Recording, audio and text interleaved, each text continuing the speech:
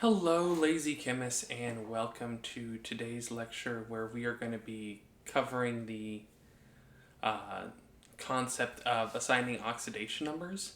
And in this section here, we're going to showcase this a little bit by also explaining what's going on with the Statue of Liberty.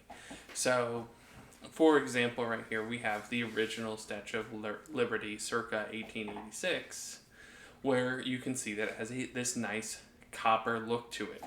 And the reason that has this nice copper look to it is that it is cast out of copper. Okay. And what's gradually gone on is that copper has been oxidized slowly with the air that's on the outside.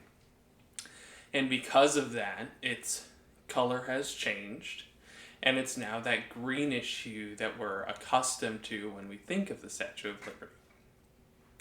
And so that's what we're going to explain in today's lecture, is why we see those oxidations happening and how we can go ahead and assign different oxidation states to various elements that are in compounds here.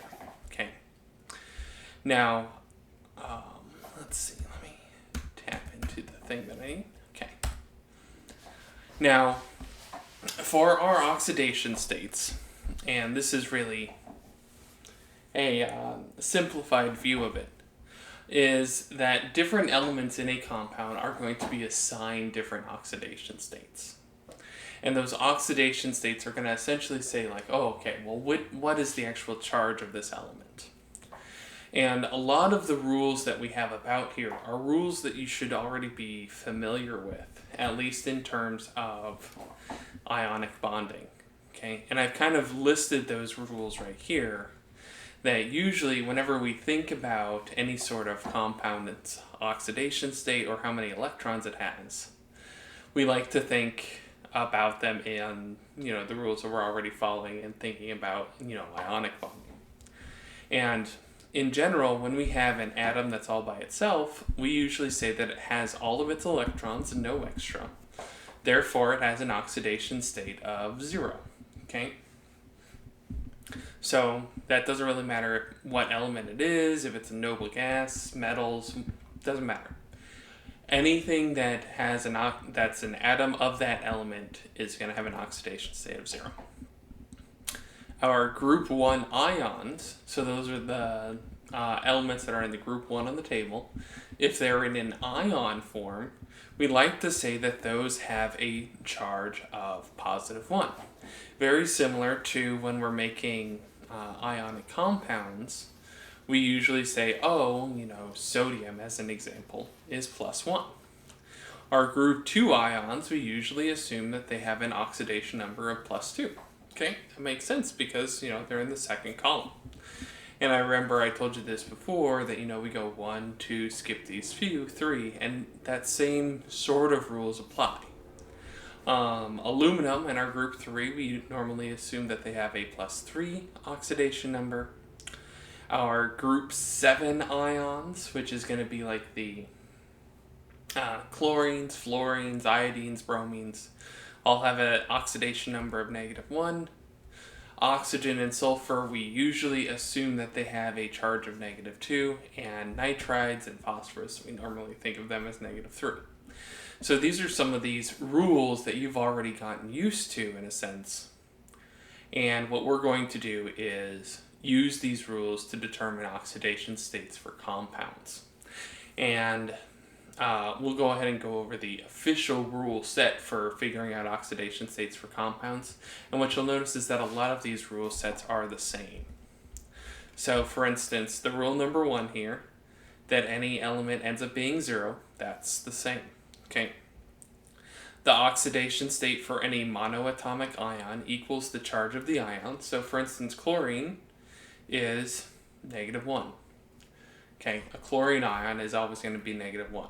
A sodium ion is always going to be positive 1. The more electronegative element in a binary compound is assigned the number equal to the charge it would have if it were an ion. So, for instance, here we have an example of nitrogen monoxide. And nitrogen monoxide has nitrogen and oxygen. And normally, N would end up having a charge of -3. However, since it's paired up with this oxygen, and since oxygen is more electronegative, we say that the oxygen has a -2 charge, and in order to balance that charge, or that oxidation state, nitrogen would need to have a +1 charge. Okay. Number 4, the oxidation number of fluorine is always -1. This is kind of just going with, the fact that fluorine is the most electronegative element, so it's always going to be -1. Okay. Oxygen always has an oxidation number unless it's combined with F.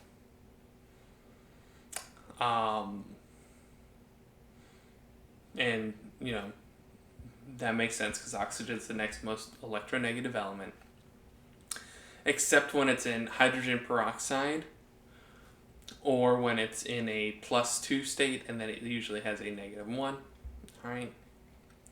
The oxidation state of hydrogen in most compounds is +1 unless it's paired up with a metal. Okay.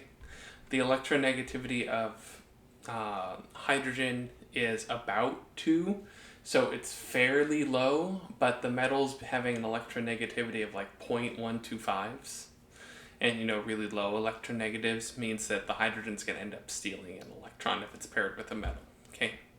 And when it's paired with a metal, these are called, metal hydrides. And if it's a metal hydride with hydrogen, then it has a charge of -1 instead of +1. Okay. In the compounds group 1 and 2 and aluminum had their oxidation numbers of 1, 2, and 3 respectively. Okay. And this is the same rule that we went through before. The sum of oxidation states of all atoms in a neutral compound equals 0. Okay. So that should make sense that a compound always equals 0, so the oxidation state has to equal 0. And then the sum of the oxidation numbers in the numbers of a polyatomic ion equal the charge of the ion. Okay, so basically, if a ion has a +3 charge, you're going to make sure that your total oxidation numbers equal +3. Okay.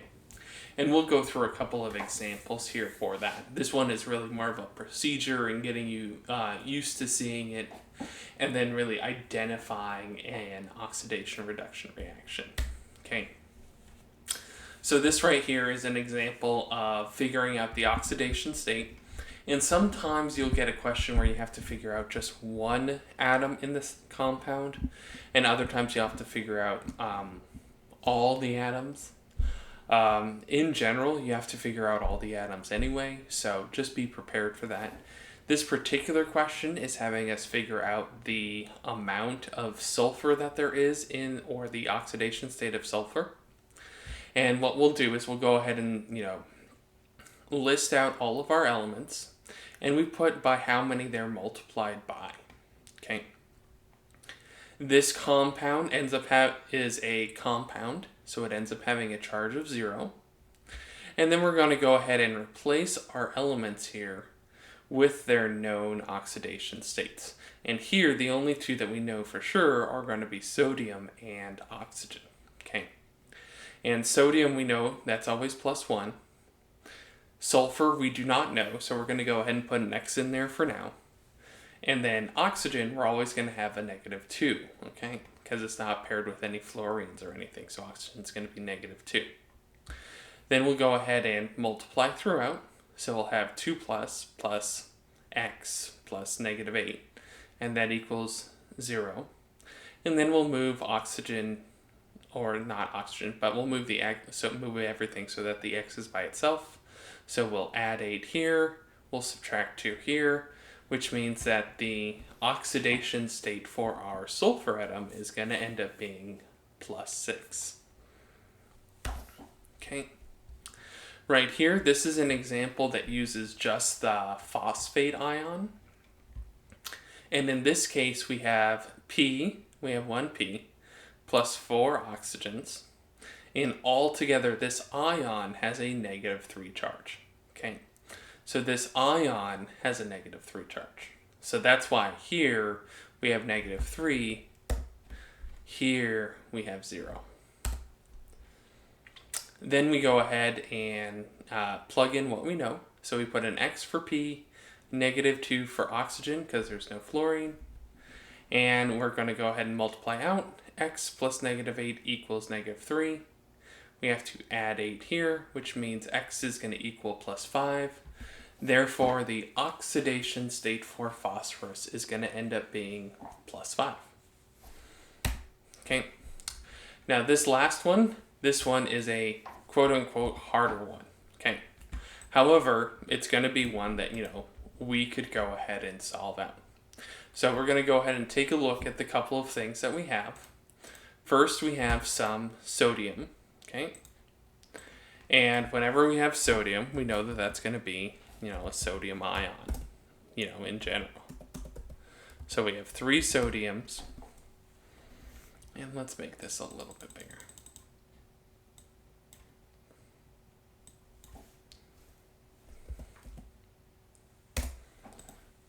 Okay, so here we have 3 sodiums. We have a cobalt. And then we have NO2. Okay, and we have 6 NO2.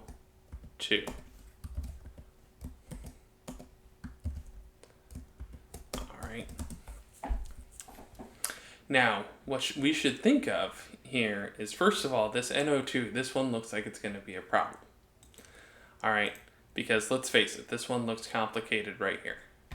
What we would have to do here, or what we could do easily if we're given just the CO, is that NO is the nitrite ion, and the nitrite ion ends up having a -1 charge. Okay.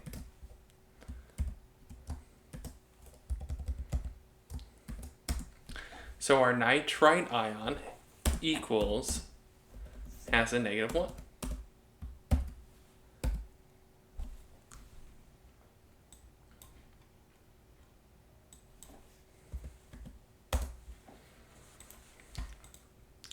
So therefore, we would go ahead and write a new equation here, where we would have 1N plus 2O equals -1.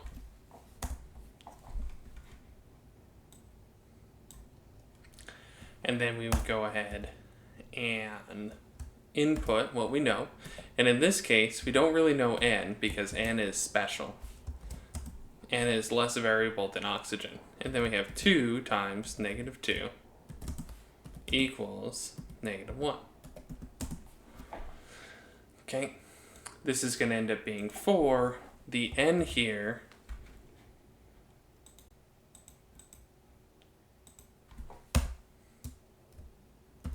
N is going to equal +3.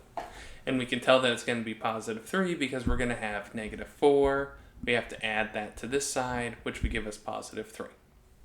All right. But for our math here, we've already solved the N and O. Now we can go ahead and solve the rest of this one here. Okay.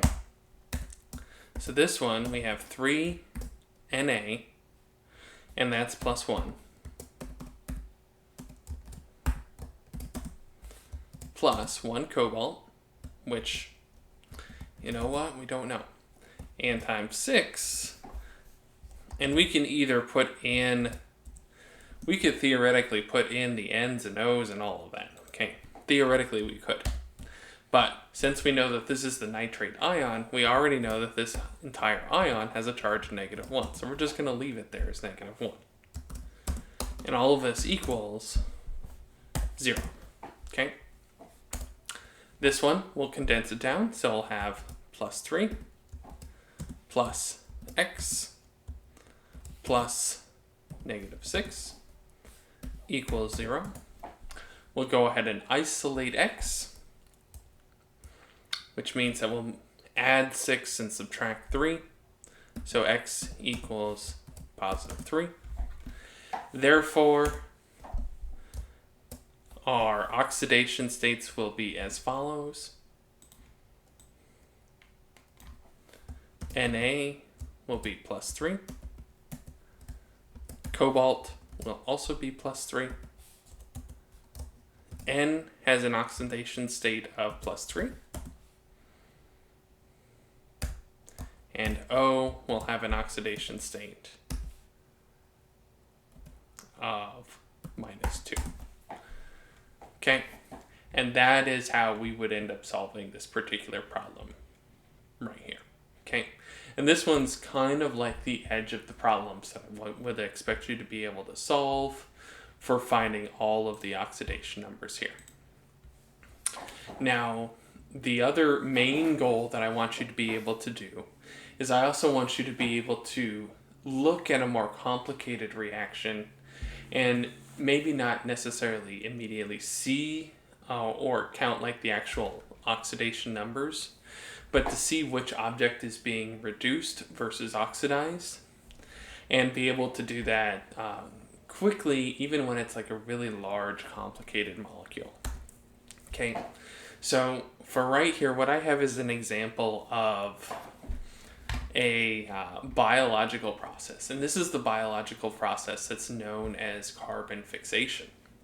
And here it involves this molecule right here, rubisco, coming together with carbon dioxide, and it ends up making two of these similar molecules here.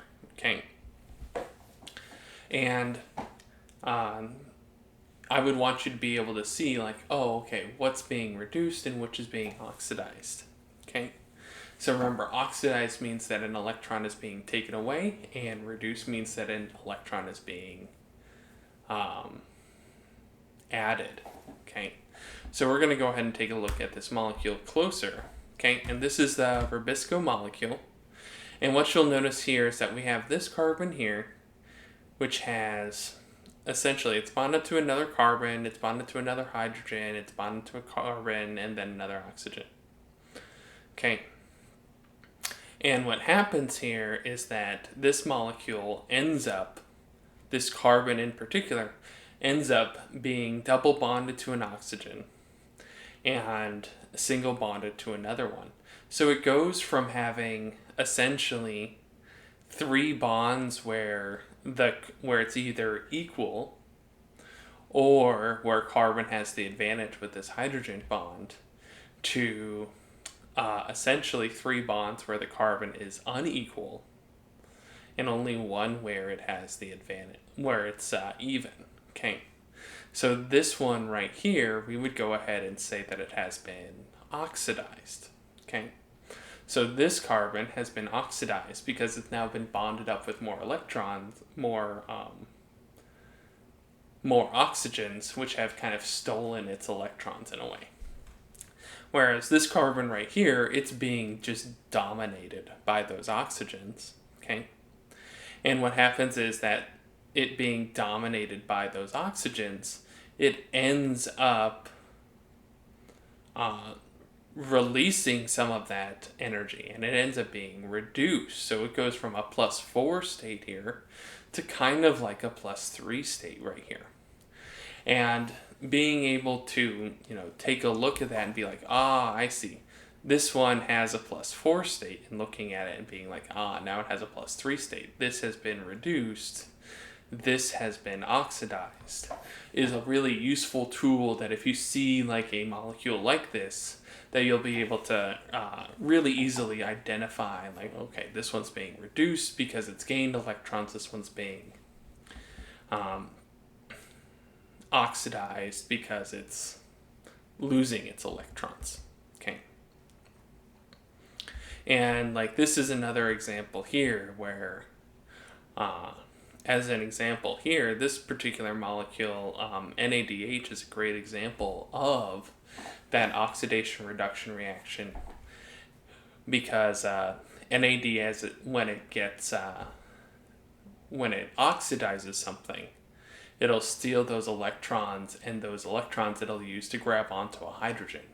And then when it gets reduced, it'll release those 2 electrons and the hydrogen and become positively charged.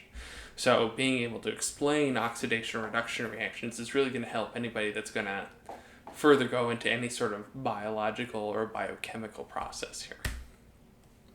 And we go into that in a little bit more detail in another section here. Let's see.